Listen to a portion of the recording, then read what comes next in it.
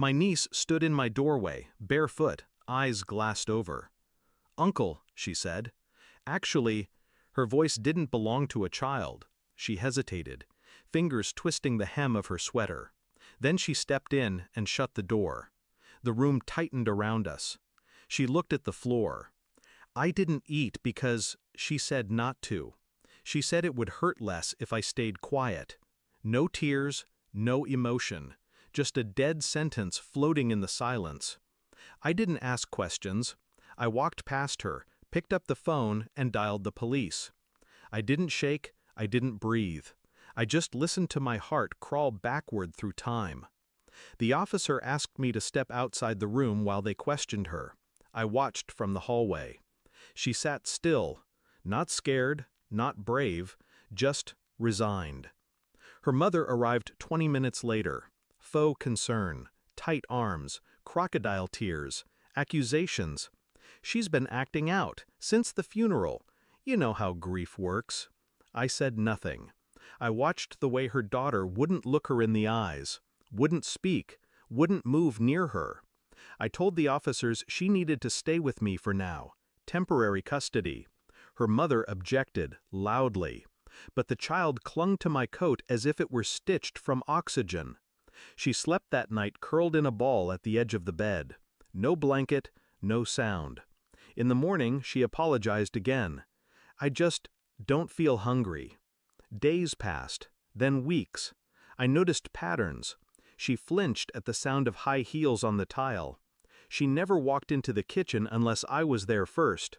And every time her mother called, her eyes would drift, somewhere else. So I started digging. Phone records, old neighbors, school counselors who remembered bruises that didn't match her excuses. But the pieces didn't click until I found the drawing. Crayon, simple, childish, but haunting. A stick figure, with long black hair. A smaller one beside it, curled up in red. The words, "If I tell, she won't stop." I called my friend in Child Protective Services.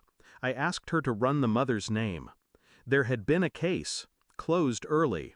The complaint was retracted. By the mother. I started documenting everything.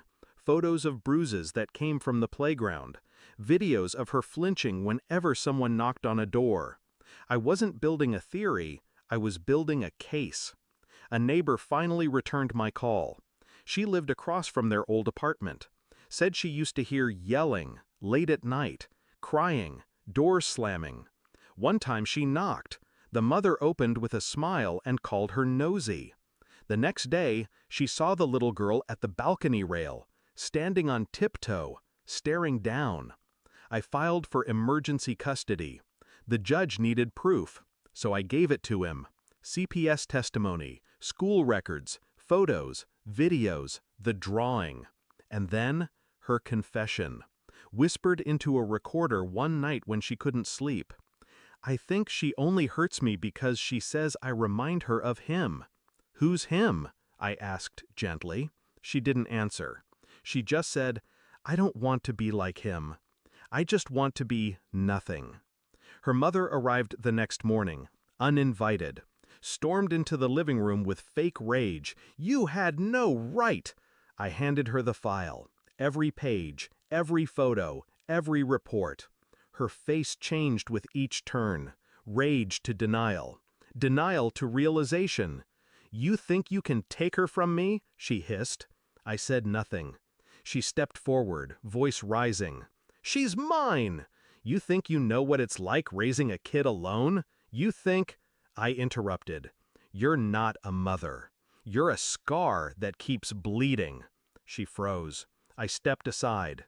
2 uniformed officers walked in behind her. The look in her eyes told me she'd already guessed. She was being arrested. Not just for neglect, not just for abuse, for something worse. Something she thought no one heard when the door was closed. But her daughter had spoken. Not with screams, with silence. And I had listened. That night the house didn't feel heavy anymore. She sat beside me, watching cartoons she didn't understand, slowly eating the grilled cheese I made. No apology, no explanation, just small bites, one after another. Later, I tucked her in.